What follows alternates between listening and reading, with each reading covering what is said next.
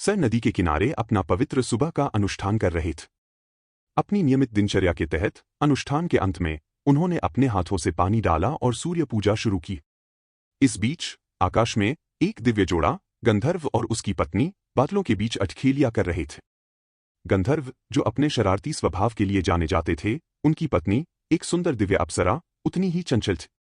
उनके चंचल पीछा के दौरान गंधर्वन अपनी पत्नी को पकड़ लेता है और उसे चूमने की कोशिश करता है। हालांकि उसने चतुराई से उसके प्रयास को टाल दिया और हंसते हुए उछल पड़ी। लेकिन इस चंचल क्षण में कुछ अप्रत्याशित हुआ। जैसे ही गंधर्व आगे बढ़ा, उसके मुंह से तांबूलम, आटे के पत्ते का रस की एक बूंद गिरी और पृथ्वी पर गिर गई। उन्हें यह देखकर आश्चर्य हुआ कि ऋषि दुर्वासर की लार ठीक उनके हाथों से डाले गए पानी पर गिर। इस असाधारण घटना पर दिव्य जोड़े का ध्यान नहीं गया। यह देखकर वे दोनों हंसे, इस बात से अनभिज्ञ कि उनकी हरकतें जल्द ही गंभीर परिणाम लाएंगी। ऋषि दुर्वासर अपने प्रातःकालीन अनुष्ठान बड़ी सावधानी से कर रहे थे और इस व्यवधान से वे क्रोधित हो गए। गुस्से से लाल होकर उसने तुरंत उस दिव्य जोड़े को श्राप दे दिया, तुमने मेरे पवित्र संस्कारों को बाधित किया है। इसके अलावा अपने लिए खेद महसूस करने के बजाय तुम इस पर हंस रहे हो, वह चिल्लाया। गंधर्व, इसके कारण आज के अंत से पहले तुम्हारा सिर धूल में लौट जाएगा। क्रोध से वशीभूत होकर ऋषि ने इसे त्याग दिया और वहां से चले गए। स्वर्गीय जोड़े को अब अपनी गलती की गंभीरता का एहसास हुआ। वे तुरंत डर के मारे समझ गए और अपनी लापरवाही पर पछतावा किया। गंधर्व और उसकी पत्नी ने श्राप से बचने का रास्ता खोजा। हताशा में वे देवताओं के राज्य में गए, जहां स्वर्ग के राजा इंद्र रह रहे थे। वे उनके सामने उपस्थित हुए और मदद की भीख मांगी, लेकिन इंद्र ने दयापूर्वक उनसे कहा, मुझे क्षमा करें, लेकिन यह श्राप मेरी शक्ति से परे है। मैं हस्तक्षेप नहीं कर सकता। वे उन शब्दों से निराश हो गए। इसके बाद यह जोड़ा ब्रह्मांड के निर्माता ब्रह्मा के निवास सत्यलोक में चला गया।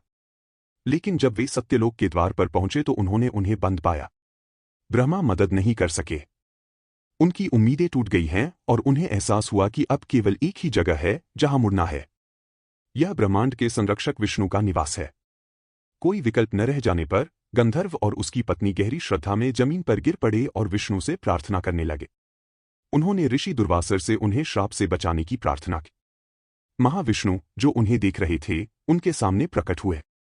उनकी दिव्य उपस्थिति से शांति और करुणा झलकती थी।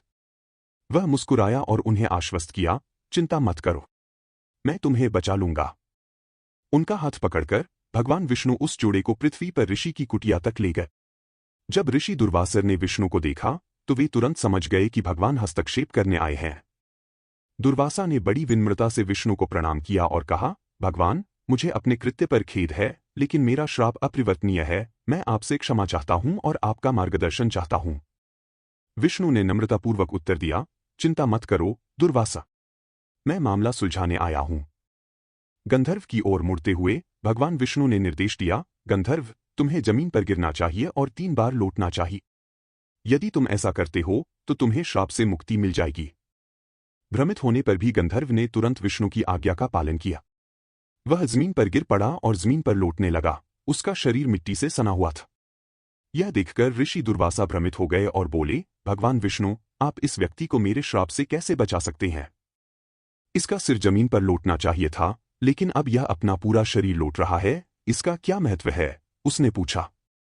विष्णु ने सौम्य मुस्कान के साथ उत्तर दिया, दुर्वासा, यह आपका श्राप है कि गंधर्व का सिर पृथ्वी पर लुढ़केगा। यहां वह मरा नहीं है, उसे कोई नुकसान नहीं पहुंचा है। वास्तव में उसका सिर अभी भी बरकरार है, लेकिन जमीन पर लौट रहा है। यह कृत्य दैवीय विनम्रता के हिस्से के रूप में उसके पश्चाताप को दर्शाता है और यह उसे आपके अभिशाप से बचाएगा। ऋषि दुर्वासा को विष्णु के शब्दों की बुद्धिमत्ता का एहसास हुआ। उन्होंने गहराई से प्रणाम किया और बड़ी श्रद्धा से कहा, भगवान विष्णु, कृपया मुझे वरदान दे। इस क्षण से जो लोग पृथ्वी पर लौटेंगे और इस प्रकार आपके मंदिर की परिक्रमा करेंगे, उनकी मनोकामनाएं अवश्य पूरी होंगी। इसे एक पवित्र अभ्यास बनने दें। विष्णु मुस्कुराए और वरदान दे दिया। ऐसा ही होगा, उन्होंने कहा, और यह प्रथा भक्ति का एक पवित्र अनुष्ठान बन जाएगी। इस प्रकार मिट्टी में लौटते हुए अंग प्रधातक्षण की परंपरा का जन्म हुआ। यह भगवान विष्णु को समर्पित एक अनुष्ठान के रूप में शुरू हुआ और समय के साथ विनम्रता, तपस्या और भक्ति की अभिव्यक्ति के रूप में सुब्रह्मण्यम, देवी पार्वती और अन्य देवताओं तक फैल गया। यह अंग प्रधातक्षण के पीछे का दिव्य इतिहास है, जो दैवीय हस्तक्षेप, दया और भक्त और परमात्मा के बीच शाश्वत बंधन से पैदा हुई एक प्रथा है।